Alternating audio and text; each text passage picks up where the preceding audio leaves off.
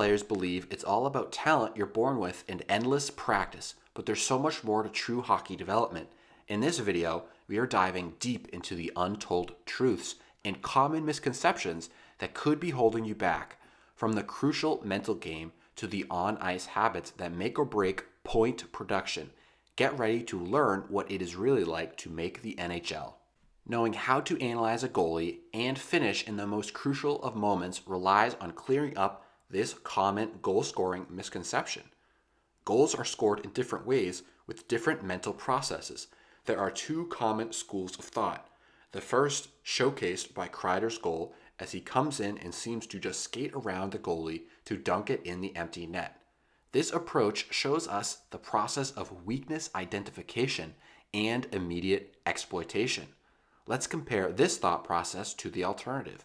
Matthews comes in, dekes the goalie, showcasing weakness identification as well as influence. This means that Matthews uses deception to improve what he sees from Ullmark. The third school of thought encompasses both and adds a key ingredient that, if understood, will help you get to high levels like the NHL. Ben speeds in with an understanding of his shooting posture. Pulling to the backhand will create a response of an opened up goalie at his current speed and trajectory. This move shows identification, influence, and the creation of an opportunity. Knowing when and how to create an opening is a skill itself, and usually comes when you don't clearly see an opening present in Kreider's goal or a clear chance to influence like Matthews. The creation of a new look comes from deep understanding of when a situation needs to be created. There are clear triggers that good NHL players use to know which action to take. This can be taught.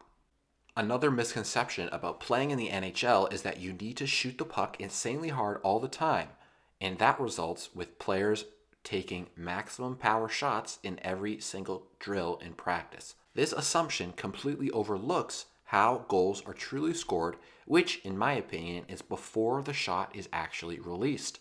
And let me explain. Panarin fires the shot from a uniquely early location relative to his body. This release point catches the goalie in a movement stance when he should be set.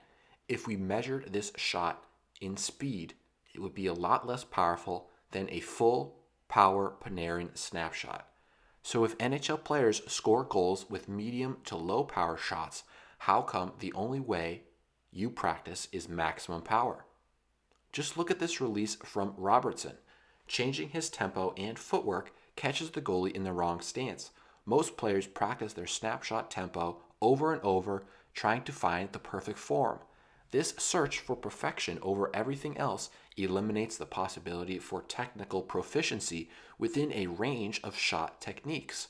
Swap that robotic training out for deceptive adaptability. Alter the tempo to score on frozen goalies who are a full second late to react.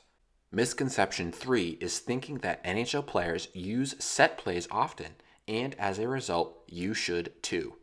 Yes, set plays do happen, but not in the ways that you think.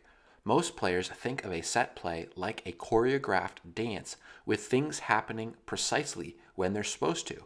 In reality, a set play does not function like a machine, more like a constantly changing fluid like water. McDavid and Hyman find themselves in situations like these on the power play all the time, but every single one is slightly different. Here, JT Miller knows his route and has a few options to pick from. And the same idea here with Zacha and Pastrnak off this faceoff. Each player has a few choices ready to be picked from based on what the defensive coverage gives. Better yet, many of these seemingly set plays take advantage of what we talked about in the breakaway section. You simply have taking advantage of openings, you have influencing, and you have creation. A human brain does not memorize its way to success during a battle that is as chaotic as an NHL game. It relies on instincts that are developed through proper training environments.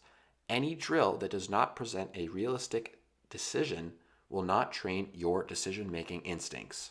I teach players to score goals consistently by thinking the game like an NHLer. If you're interested in training with me every week to get your confidence and decision making to the next level, sign up for the Live Instincts Mastery membership, access to all my courses, weekly live calls, and I will analyze your film clips. Click the link in the description to start today.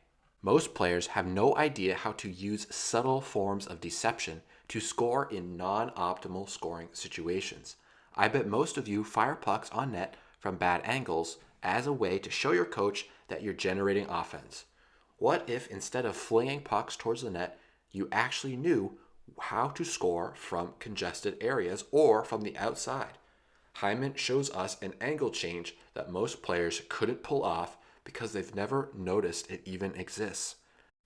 Yes, Hyman pulls in towards his body, which is what most players know, but he shuffles his skates in a way that gains him territory to the outside. This subtle angle change gives him enough space away from the defender to release the shot and forces the goalie to make a save while being slightly off square. Henrique implements a hesitation on his forehand side, which brings the goalie's weight to his right leg. Look closely at the goalie. You can see where his weight is and how that affects his first movement actions of in, then up, and out. Many players have a single catch and shoot tempo, but an NHLer scores very often by altering his tempo, which impacts a goalie's ability to react in different shots quickly. NHL players are like squirrels, always preparing for what comes next, which results in them saving their advantages in many situations. McDavid makes this perfectly timed spin move right on the edge of the traffic in the middle. This allows him more space later on to gather the puck and make the pass to the middle. McDavid tripping slightly forces more space to be used, but since he saved that space earlier, he has enough to gather and make a pass. Marchand saves space in another way.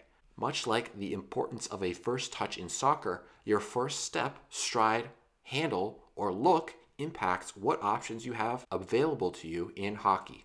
Marchand faces the net, stick in a good position, ready to catch and shoot immediately. Your vision can only access a small percentage of the events on the ice. Simply changing the way you face in every moment-to-moment situation has a profound impact on how quickly you can acquire information. In addition to the all-important head check, treating the direction you face as a skill to be studied and mastered will elevate your game to insanely high levels. I personally train players on the principles of decision-making, deception, and anticipation. If you want to get more information about training with me, use the link in the description to sign up for the Instincts Mastery membership.